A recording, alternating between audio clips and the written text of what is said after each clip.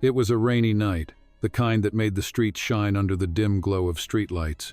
Molly Carter, barely holding the remains of her torn dress together, stumbled into the middle of the road. She was shivering, soaked to the bone, and utterly humiliated. The people around her simply stared, some laughed under their breath, while others quickly averted their eyes, as if ignoring her would erase the scene from their memory. Molly tried to fix her dress, but every movement only made it worse. She felt tears well up in her eyes.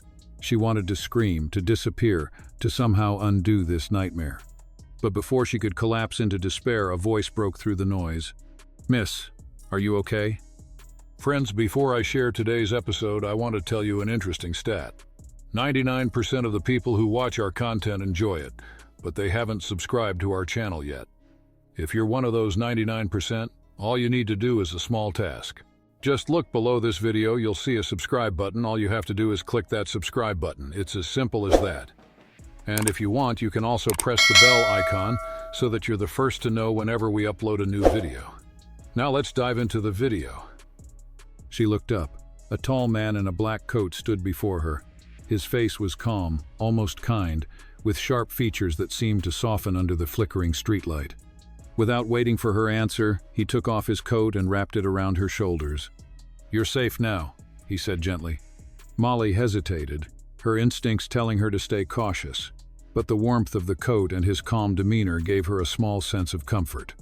The man, who introduced himself as Nathan Cross, guided her to the sidewalk, shielding her from the curious glances of passers-by. "I live just around the corner," he said. "Let me help you get cleaned up." Molly shook her head. "No, I can't. I just want to go home." Her voice was barely a whisper, and her eyes darted around nervously. Nathan smiled, but it didn't quite reach his eyes. "At least let me call you a cab. It's not safe out here." Molly finally nodded. She didn't trust herself to speak, and for the first time in what felt like forever, she allowed someone to help her. Nathan stayed by her side as they waited for the cab. He didn't ask too many questions, which Molly appreciated, but something about the way he looked at her calm, unblinking, made her stomach churn. When the cab arrived, Nathan insisted on riding with her. "I'll make sure you get home safe," he said, flashing a reassuring smile. Molly didn't have the strength to argue. As the car pulled away, she couldn't shake the feeling that something was off, but she was too tired, too broken to care. "I don't know how to thank you," she said softly, her voice cracking. Nathan simply nodded. "You don't have to." The ride to her apartment was quiet. Molly gave the driver her address, and Nathan made polite conversation, mostly talking about how dangerous the city could be at night. When they arrived, Molly hesitated at the door to her building. "I'm sorry," she said, clutching the coat tighter around her. "I've been through a lot. I can't let anyone in right now." Nathan held up his hands. "I understand, but please take my number." He scribbled his number on a scrap of paper and handed it to her. "Call me if you need anything, I mean it." Molly nodded, forcing a small smile. "Thank you." Nathan waited until she disappeared inside before turning away. His expression shifted, his calm smile now replaced with something darker, more calculated.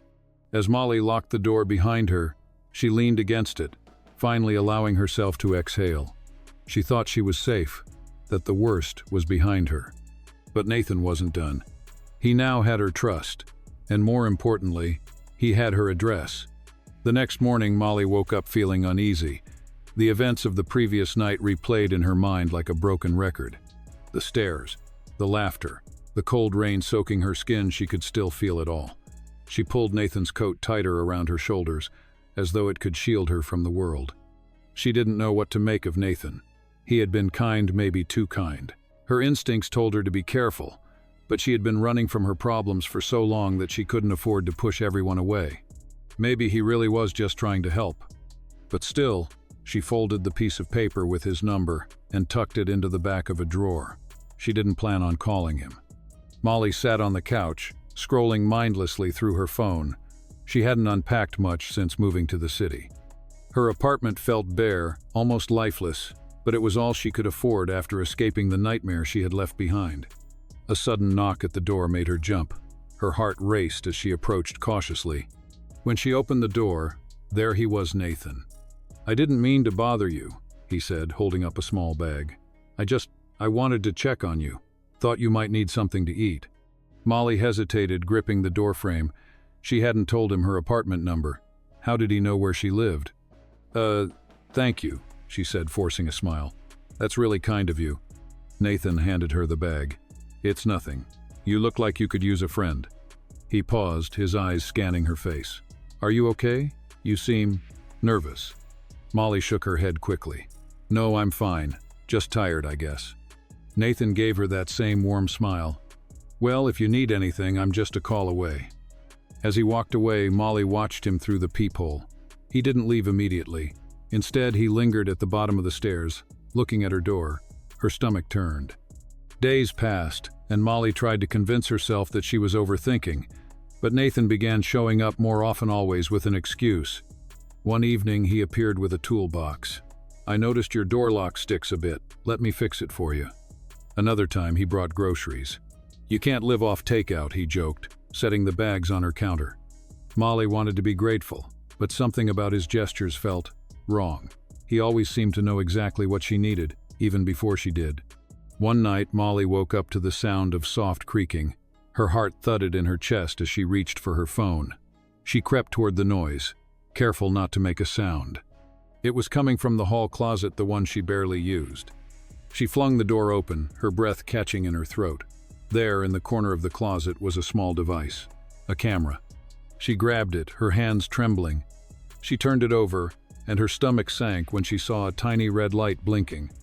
It was still recording. The next time Nathan came over, Molly didn't bother hiding her anger. What is this? She demanded, holding up the camera. Nathan's face went blank for a moment before he forced a laugh. Molly, I don't know what you're talking about. Don't lie to me, she snapped. You've been watching me, haven't you? How long has this been going on? Nathan stepped closer, his expression darkening. Molly, you're upset. Let's talk about this calmly. But Molly wasn't having it. She grabbed her keys and bolted for the door. You can't run from me, Nathan called after her, his voice cold and steady. I'm the only one who can keep you safe. Molly thought she had escaped her nightmare when she fled her abusive ex. But now, she realized the danger wasn't behind her, it was right in front of her. And as she would soon discover, Nathan's obsession was just the beginning. Molly ran through the dimly lit streets, clutching her phone in one hand and her keys in the other. Her heart pounded like a drum, the sound drowning out her thoughts. She didn't know where to go, only that she needed to get away from Nathan, from the fear, from everything. When she finally stopped, out of breath, she realized she had run to the local police station.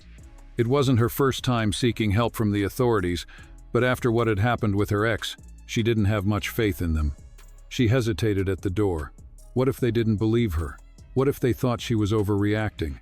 But the image of that camera in her closet gave her the push she needed. She stepped inside. Detective Amanda Lewis sat across from Molly in the small interview room. Amanda was sharp-eyed and no-nonsense, but there was a kindness in her voice as she listened. He's been watching me, Molly said, her voice shaking. I found a camera in my apartment. He's everywhere, he always knows what I'm doing. Amanda nodded, taking notes. Do you have any proof that he put the camera there? Molly hesitated. I don't, but he's the only one who's been in my apartment. He keeps showing up, uninvited. Amanda leaned forward. Did he ever threaten you? Molly's mind flashed back to his cold words at the door. You can't run from me. I'm the only one who can keep you safe. She nodded slowly. That's enough to start an investigation, Amanda said. But I'll be honest with you, Molly. If he's as calculated as you say, we're going to need more to build a case. The next day, Molly returned home, her stomach in knots. The police had promised to investigate, but she couldn't shake the feeling that Nathan was still watching her. Her phone buzzed. It was a text from an unknown number. I'm sorry if I scared you. I was only trying to help. Molly stared at the message, her anger bubbling to the surface. But before she could respond, there was a knock at her door. She froze. Molly, Nathan's voice called softly from the other side. Please, let me explain. Molly backed away, her hands trembling. Go away, Nathan, she shouted. But he didn't leave. Instead, his voice grew colder. You don't understand what I've done for you. You owe me. That night, Molly decided she couldn't stay in the apartment any longer. She packed a bag and checked into a motel across town, but sleep didn't come easily. She couldn't stop thinking about Nathan, about how much he seemed to know about her. She thought back to the night he helped her on the street, how he seemed to appear out of nowhere. A terrifying thought crossed her mind. What if that wasn't the first time he had been watching me? She opened her laptop and began searching his name. She dug through online forums, news articles, and social media posts. And then she found it. An old mugshot. Nathan Cross had been arrested years ago for stalking and harassment. The charges had been dropped due to lack of evidence, but the details of the case were eerily familiar. A woman had accused him of breaking into her home and installing cameras.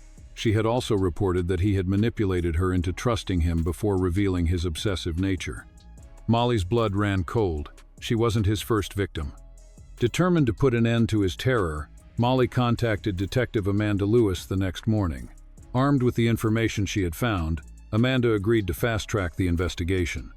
That evening, Molly returned to her apartment with a police officer stationed outside. She felt a little safer but couldn't shake the paranoia that Nathan was still watching. It wasn't long before he showed up again. "You've been avoiding me," Nathan said, his voice steady but his eyes wild. Molly stood her ground. "It's over, Nathan. I know who you are." Nathan's expression darkened. "You don't know anything. I saved you. I've been protecting you from people like your ex. Don't you see? We're meant to be together." Molly's voice didn't waver. "Stay away from me. The police know everything." Nathan's smile faltered. For the first time, he looked unsure, but it didn't last long. "You think they can stop me?" he sneered. "You have no idea what I'm capable of." Nathan's threats were enough for the police to arrest him on charges of stalking and harassment, but the battle wasn't over. Molly would have to face him in court, where his true nature and the depth of his obsession would finally come to light. The courtroom was packed. The tension in the air was thick, and every seat was filled with people eager to witness the trial of Nathan Cross. The case had gained media attention, with reporters describing him as the charming protector turned dangerous stalker. Molly sat at the plaintiff's table, her hands clenched together tightly. She could feel the weight of the room pressing down on her. Nathan sat across from her, his face calm, almost smug. He wore a perfectly tailored suit, his appearance carefully curated to project the image of a misunderstood, well-meaning man. But Molly knew the truth, and today, so would everyone else. Detective Amanda Lewis sat beside her, acting as both her advocate and witness. Molly drew strength from her presence, knowing Amanda believed her even when doubt threatened to consume her. The prosecutor, a confident woman named Laura Bennett, addressed the jury. "Ladies and gentlemen, what we have here is not a case of misunderstanding or coincidence. Nathan Cross targeted Molly Carter, manipulated her trust, and invaded her privacy in ways that are both disturbing and dangerous. He installed surveillance devices in her home, showed up uninvited, and refused to respect her boundaries. This is not just harassment. This is a pattern of behavior that could have escalated to something much worse if it hadn't been stopped in time."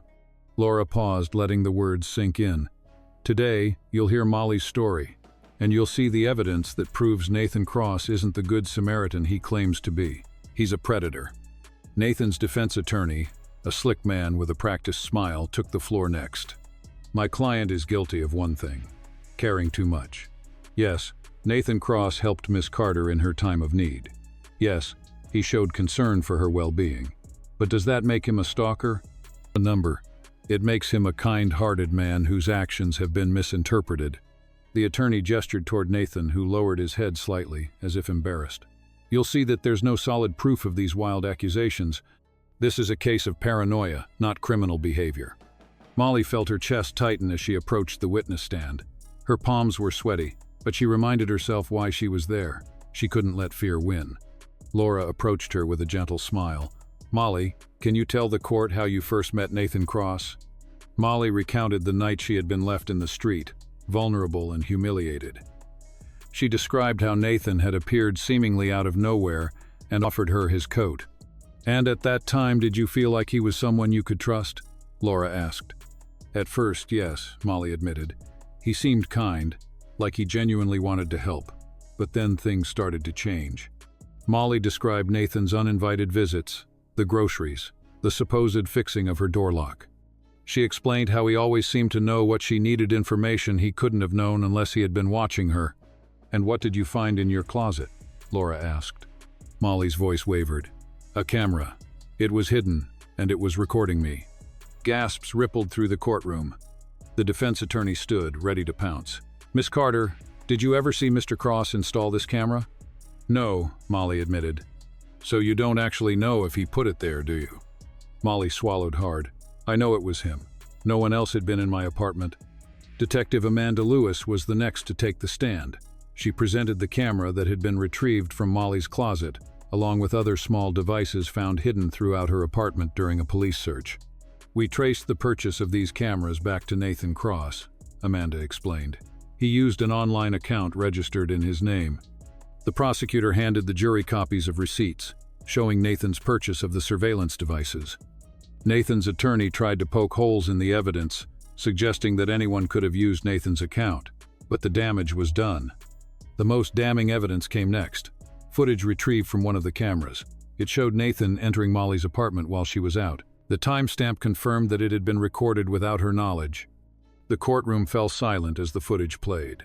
Molly could barely bring herself to watch. When Nathan took the stand, he maintained his calm demeanor. "I never meant to scare Molly," he said, his voice steady. "I was just trying to protect her. After what she told me about her ex, I was worried for her safety. The cameras, they were to make sure no one could hurt her." His words were carefully chosen, his tone measured. But the jury didn't miss the contradiction. If he was so concerned for her safety, why hadn't he told her about the cameras? Under cross-examination, Laura Bennett didn't hold back. "Mr. Cross, do you think it's acceptable to install cameras in someone's home without their permission?" Nathan hesitated. No, but, Mr. Cross," Laura cut in sharply. "You violated her privacy. You stalked her.